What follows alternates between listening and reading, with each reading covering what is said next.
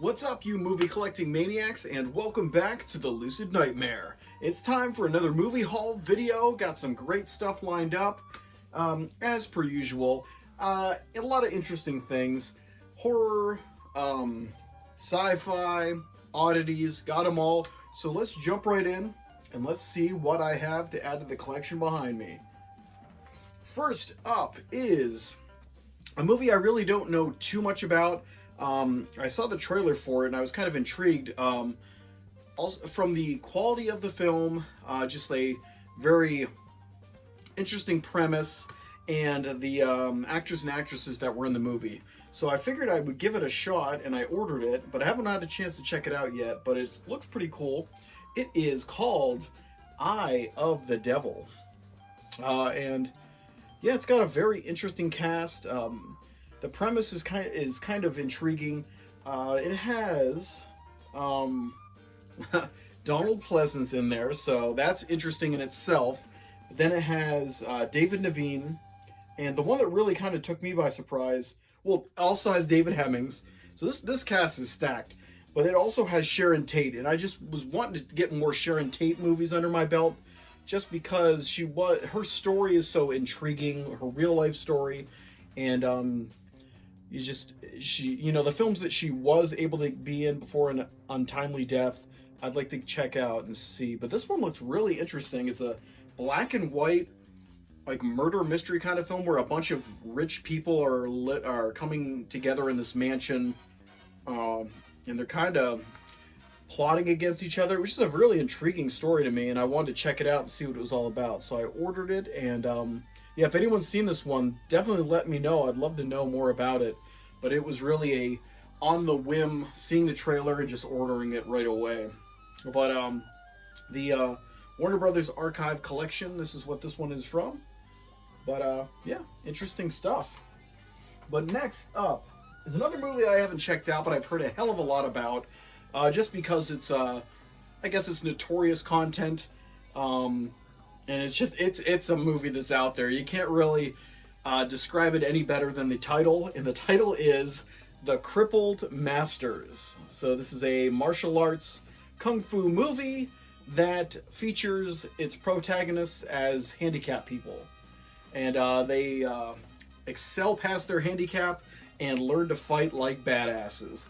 I'm sad to say I have not watched this one before, so I'm glad I own it now. I'm going to check it out. Film Masters put this one out. I have talked about Film Masters to death on this channel. Own pretty much all their stuff, and definitely recommend anyone that loves genre films to get anything that they have. Anything they put out, pick up for yourself, because they really do a great job in restoring the movies and just providing movies that you wouldn't normally see out in the wild, and you get to see it for yourself. So Film Masters is awesome. Crippled Masters looks badass. Heard of it, but haven't seen it for myself, but I am going to have to remedy that very, very soon. Yeah, Crippled Masters, I got nothing more to say about it, but let me know if you've seen it, because I'd love to hear people's thoughts on it, but I know it is legendary. But let's keep moving along. What else did I pick up recently? I picked this one up, this sweet movie that I own on DVD, and I could have swore that I owned it on Blu-ray, but for some reason I cannot find it anywhere behind me. I should really start keeping a list of this stuff.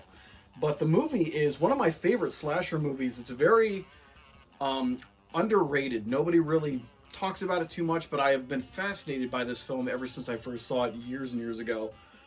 It is called Eaten Alive. And of course it's directed by Tobe Hooper of Texas Chainsaw Massacre fame. But it centers around a recluse weirdo who lives out in the middle of these swamps. He owns a hotel. It's a broken, rundown hotel.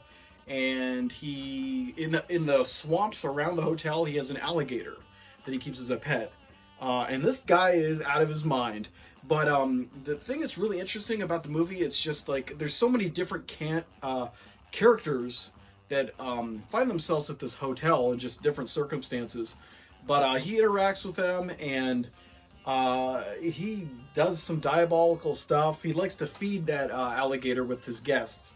But it's just a really weird and interesting study on a maniac because he is a maniac, the main character, and you kind of just see him stumbling through these situations and trying to get away with murder, and it's so interesting, and it's shot so vividly. It's like a dream almost. It's a lot of the scenes and the scenery are almost filmed like this, with red lighting, very harsh, atmospheric, foreboding lighting. It's so hard to describe it to detail to show you what it's like, but it has such a tone and feel that is so amazing. Love the movie. Definitely recommend it for anyone that loves that kind of flavor in their movie. Weird atmosphere, weirder characters, and yeah, just an unorthodox way of applying cinema. Like, there's no film quite like it. It's got a real weird style of its own. You can see it has a lot of Texas Chainsaw Massacre kind of tropes, as in a crazy person dealing, with ordinary folk and how they interact, and the eventual murder and mayhem that happens. But it definitely feels different from that movie. Yeah, I recommend it. And Arrow put this one out, so definitely pick it up for yourself. I could have sworn I had it somewhere in Blu-ray, but I guess I didn't. So I had to remedy that because it is one of my favorites. But let's keep moving along. This movie looks freaking fantastic. I'm excited about this because I saw the trailer again a couple days ago to get me excited and hyped because it was coming in the mail. It looks insane. It's like a redneck exploitation film. And there's probably a shorter term for that, but it looks insane. And it is called Redneck Miller. And I only heard of that recently when they first announced this, like a few months ago. And I watched the trailer then, really was interested, but didn't commit to buying it. And then for some reason, I thought about it, or something popped up on a used site that people were selling things. And I saw it and I said, I got to get this because also Film Masters put this one out as well. And so I had to pick it up, watched the trailer a couple days ago, and was blown away all over again, and was really excited to check it out. So I'm going to watch this one soon. But yeah, it looks like it just follows this redneck guy, and he gets into all kinds of trouble with random characters, and insanity ensues. So it looks a hell of a lot of fun. And yeah, I am really looking forward to checking this one out. So that is Redneck Miller, and it's kind of a weird exploitation kind of film. But yeah, check out the trailer if you get a chance. It's really, really interesting and fun looking. But let's keep moving along to a movie that is an oddball flick from a Korean director, I believe. It's a sci-fi film, sci-fi apocalyptic film, but it's all set on a train. If you haven't guessed it yet, it is Snowpiercer. Chris Evans in the main role. And it's just a really interesting film with a lot of strange characters and a dark plot, but a lot of action, and it's just strange. It's a very unusual film, all set on like a bullet train kind of train, and people are living their lives in separate trains.